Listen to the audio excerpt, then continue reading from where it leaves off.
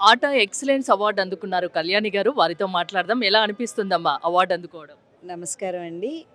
చాలా చాలా సంతోషంగా ఉంది. ఈరోజు అంటే ఒక ఆధ్యాత్మిక గాయనిగా మన ఉభయ రాష్ట్రాల్లోనే కాకుండా నేను అంతర్జాతీయంగా చాలా చోట్ల నేను ప్రోగ్రామ్స్ అవి ఇచ్చాను. ఇక్కడ ఆటా వాళ్ళు 2014లో నేను ఫిలడెల్ఫియాలో ఆటా వాళ్ళకి నేను అక్కడ నా కాన్సర్ట్ జరిగింది. ఈరోజు మళ్ళీ ఇలాగ వీళ్ళ దగ్గర నుంచి నాకు అవార్డు తీసుకోవడం నిజంగా చాలా సంతోషంగా ఉంది. ఆటా గురించి మీరేం చెప్తారు? అమెరికన్ తెలుగు అసోసియేషన్ అంటే ఎవరికి వాళ్ళకి మాతృభూమి మీద ఎంతో కొంత ప్రేమ అనేది ఉంటుంది కదా.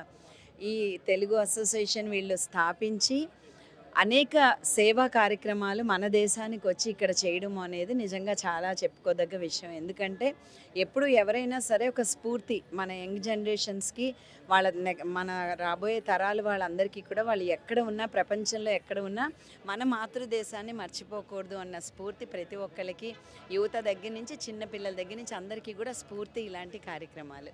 థ్యాంక్ యూ అమ్మా. Thank thank you. యూ.